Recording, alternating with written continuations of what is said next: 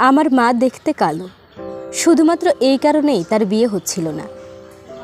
একের পর এক পাত্রপক্ষ না করার পর আমার নানা শেষে ঘটককে বললেন, আমার মেয়েকে বিয়ে করলে ছেলেকে সরকারি চাকরি দেব। নানার এই কথার পর ছেলে পেতে সমস্যা হলো না, মায়ের বিয়ে হয়ে গেল। নানা ছেলেকে বন্দরে চাকরি দিয়েছিলেন।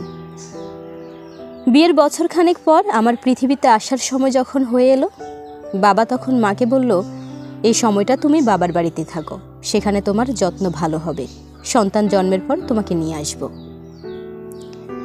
মা বাবার বাড়িতে চলে এলো। এখানে আসার পর মায়ের জীবনে দুটো ভয়াবহ ঘটনা ঘটল, যা মা দুঃস্বপ্ন ভাবেনি। আমার জন্মের আগেই বাবা আরেকটি বিয়ে করলো, ফর্সা এক মেয়েকে বিয়ে করলো। এই খবর শোনার পর নানা হার্ট অ্যাটাক করে মারা গেলেন। সীমাহীন কষ্ট বুকে নিয়ে মা আমাকে জন্ম দিল। আমিও মায়ের মতো কালো হলাম। নানার বাড়িতে বাবাহীন বেড়ে উঠতে লাগলাম। এর মধ্যে মা বাবার ডিভোর্স হয়ে গেল।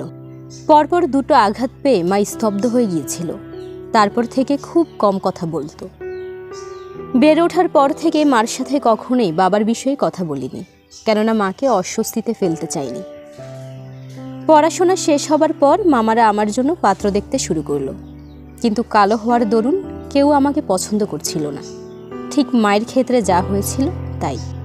পরে মামারা নানার মতোই সিদ্ধান্ত নিল, অর্থাৎ আমাকে বিয়ে করার বিনিময়ে ছেলেকে চাকরি দেবে। এই সিদ্ধান্ত যখন মায়ের কানে গেল, তখন কম কথা বলা মা প্রথমবারের মতো জোরালো কণ্ঠে মামাদের বলল, চাকরিটা ছেলেকে নয়, আমার মেয়েকে দাও। মামারা বলল, তাহলে কি ওর বিয়ে হবে? ওর বিয়ের চেয়েও জরুরি হলো চাকরি, কারণ চাকরির লোভে যে ছেলে ওকে বিয়ে করবে, সে তো আমার মেয়ের জন্য বিয়ে করবে না, করবে চাকরির জন্য। আর মেয়েকে না চেয়ে অন্য কিছুর লোভে যে ছেলে বিয়ে করে, সে কখনো নির্ভরযোগ্য হতে পারে না। আর এমন ছেলের সাথে সংসার করার চেয়ে না করাই ভালো। এরপর বলল, ওর চাকরি থাকলে বিয়ে না হলেও মাথা উঁচু করে বেঁচে থাকতে পারবে। মায়ের শক্ত অবস্থানের কারণে এবং মায়ের জীবনে যা হয়েছে তা বিবেচনা করে মামারা সিদ্ধান্ত বদল করল এবং চাকরিটা কোনো ছেলেকে না দিয়ে আমাকেই দিল।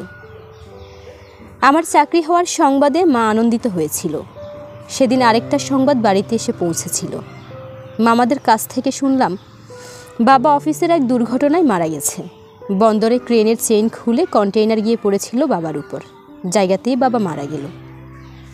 সংবাদটি শোনার পর মা কোনো প্রতিক্রিয়া দেখায়নি, কিন্তু নানি এবং মামারা খুশি হয়েছিল। তাদের দীর্ঘদিনের চাপা রাগ সেদিন কিছুটা হলেও কমেছিল।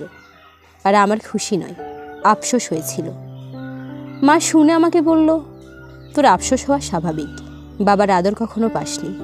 বললাম, সেজন্য আফসোস নয়। মা কৌতূহলী হয়ে জানতে চাইল, তাহলে কেন আফসোস? বাবা নামক মানুষটিকে একবার দেখতে চেয়েছিলাম, কারণ আমি খুব দেখতে চেয়েছিলাম শয়তান দেখতে কেমন হয়। এর মাস 6 পর আমার বিয়ে হলো। ছেলেপক্ষ আমাকে পছন্দ করে তাদের বাড়ির বউ করে নিল। বিদায়ের সময় মাকে বললাম, মা, তোমার জন্য চাকরিও পেলাম, সম্মানের সাথে বউও হতে পারলাম, কিন্তু তুমি তোমার কিছুই পেলে না। কথা দিচ্ছি আজীবন তোমার সঙ্গে থাকবো। আমি তো প্রতিদিন তোমাকে ফোন করবই, তুমিও যে কোনো প্রয়োজনে আমাকে ফোন করো। তুমি ডাকলে নিমিষেই হাজির হব। মা উত্তরে বলল, কে বলল কিছুই পাইনি? এই যে তোর মতো সোনার টুকরো মেয়ে পেয়েছি, আর কি চাই বল? হু হু করে কেঁদে মাকে জড়িয়ে ধরলাম শক্ত করে।